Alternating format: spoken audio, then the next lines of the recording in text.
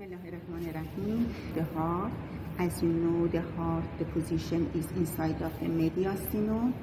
About the heart, we can speak about the apex.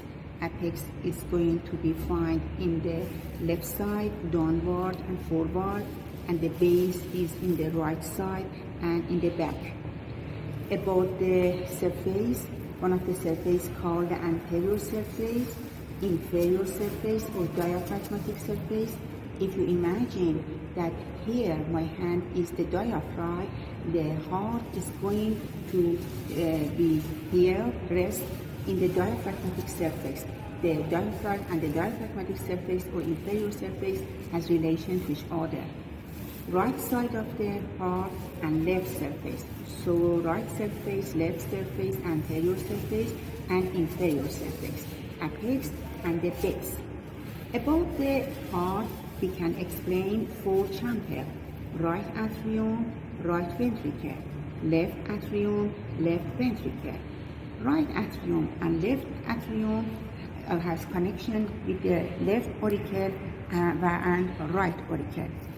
The right atrium is here, anterior to the left atrium.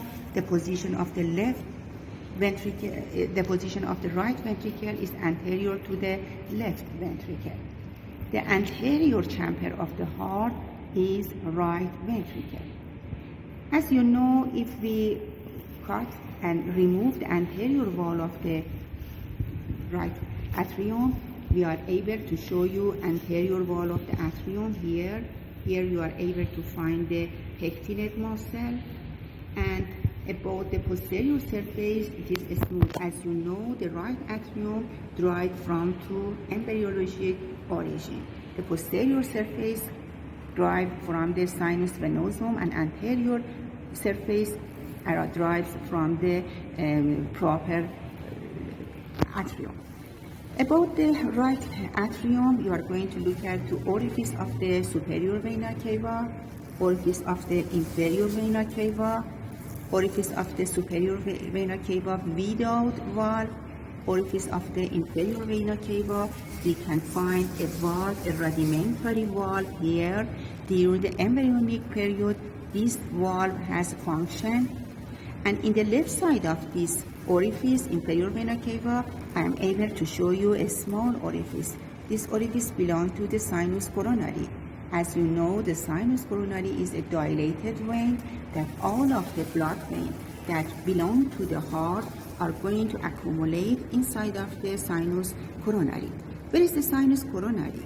Sinus coronary is inside of the sulcus coronary, between left atrium and left ventricle in inferior surface. And the sinus coronary is going to open to the right atrium. So here I am able to show you the orifice of the sinus coronary. This orifice of sinus coronary is going to be guarded by a valve that we call the valve of the sinus coronary. The right atrium is going to connect to the right ventricle through the right atrioventricular orifice, and this right atrioauricular orifice is going to be guarded by a valve. This valve consists of three cusps that we call tricuspid. When the right atrioventricular orifice is open, these cusps are going to project inside of the lumen of the right ventricle. Because the right atrium is anterior to the left atrium, so interatrial septum is going to form the posterior wall of the right atrium. Inside of the interatrial septum, I am able to show you the fossa ovalis. Fossa ovalis during the embryonic period called foramen oval. And here in adult, you can find a projection, you can find a prominence superior to the fossa ovalis that we call the limbus of the fossa ovalis. This limbus is visible superiorly, anteriorly, and posteriorly. About the right ventricle, inflow and outflow. The outflow of the right ventricle, here we call the infundibulum or conus arteriosum. At the apex of the infundibulum or conus arteriosum, that it is smooth, you can find the orifice that belongs to the pulmonary artery. This orifice is going to be guarded by a valve that consists of 3 semilunar cusps. So we call the valve of pulmonary artery. An inflow of the right ventricle, we can explain and introduce 3 kinds of the muscle, 3 kinds of the trabecular, ridge, bridge, and papillary muscle. All of these are ridge. About the bridge, because it is not real, I am not able to show you the ridge. But about the papillary muscle, one of them is visible here.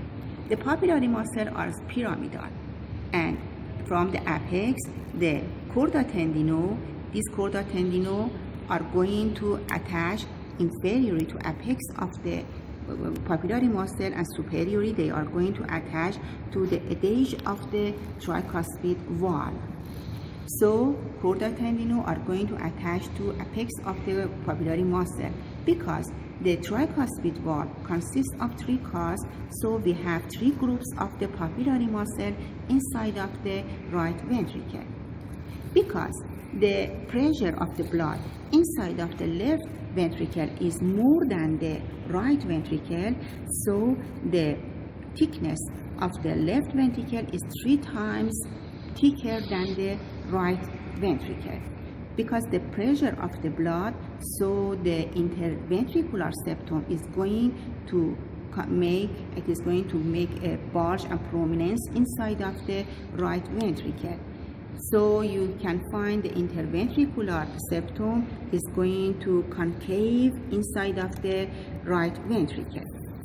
About the left atrium is going to make the most part of the base. Most part of the base of the heart is going to be formed by the left atrium. A small part of the right atrium also is going to participate. Look at to the left atrium. In each side you can find 2 pulmonary veins. Pulmonary vein, because inside of the pulmonary vein you can find oxygenated blood. So in this slide we are going to show you by the red color, by what we call the pulmonary vein. Inside of the pulmonary artery we can find non-oxygenated blood. So we call pulmonary artery because they are going leaving the heart.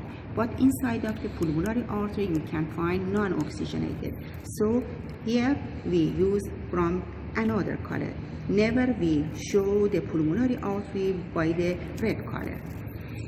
The left atrium is going to connect to the left ventricle. This orifice called the left ventricular orifice, and it is going to be guarded. Here you can find a valve with two cusps that we call the bicuspid or mitral valve. You have to know the orifice of the pulmonary vein inside of the left atrium. Here you are not able to find any valve.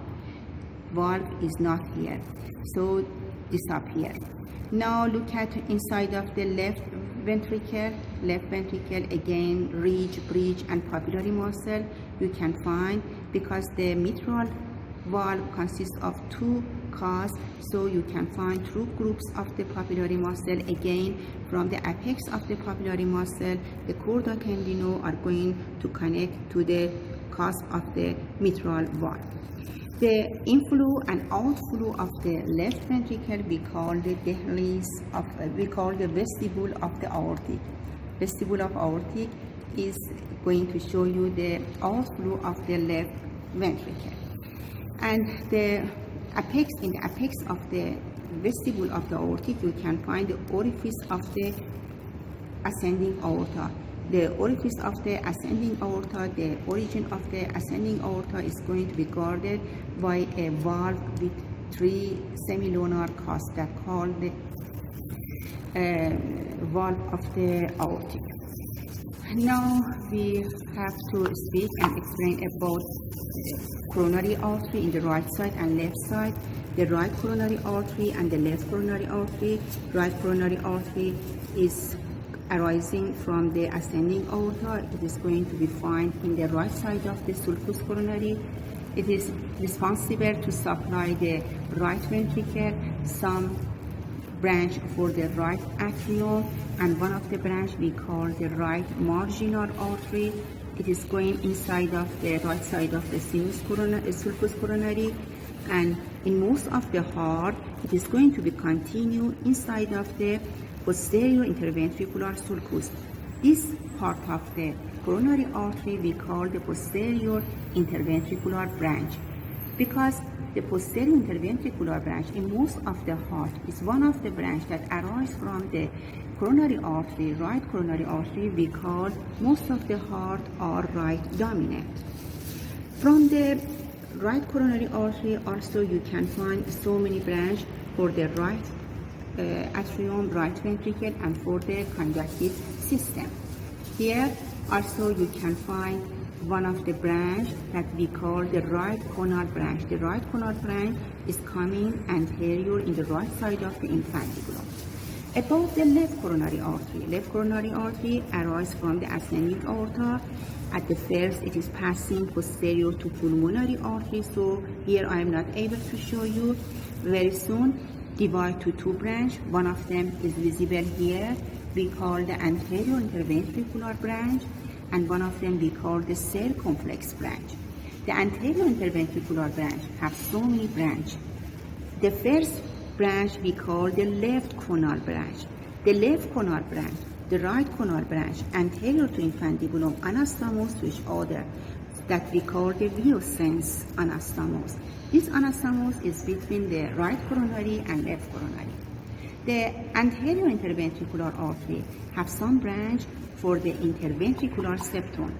Interventricular septum, most part of the interventricular septum is going to be supplied by the anterior interventricular artery.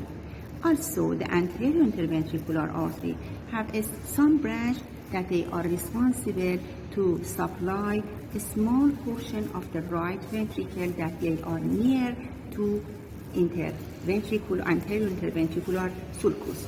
From the left side, you can find some branch that called the diagonal branch. This diagonal branch are responsible to supply the anterior surface of the left ventricle. The anterior interventricular artery is going, and it is going to be continue in the right side of the apex. It is going to be continue in inferior, in the posterior interventricular sulcus and anastomose with the posterior interventricular artery. The circumflex branch have a branch that called the left marginal. So left marginal is one of the branch that arise from the circumflex. The circumflex branch is going inside of the sulcus coronary. It is going to accompany by the vein that we call the greater cardiac vein. Later we are going to speak about the greater cardiac vein. The circumflex has some branch for the left atrium, for the left ventricle, and sometimes it is possible the circumflex come in some of the branch. It is possible the circumflex continue and come inside of the posterior interventricular sulcus. If inside of the posterior interventricular sulcus you have a branch from the circumflex and a branch from the right coronary, we call this part is codominant. But it is possible the right coronary artery be very short, so never it can come and reach inside of the posterior interventricular sulcus. In this heart, the circumflex is very long and it is coming inside of the posterior interventricular sulcus.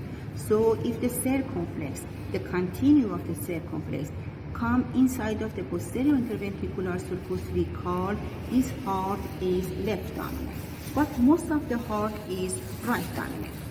About the conductive system, again from the left coronary you can find so many branch for the conductive system. About the vein, remember the sinus coronary. Sinus coronary was a dilated vein between the left atrium, left ventricle, inside of the sulcus coronary in inferior surface.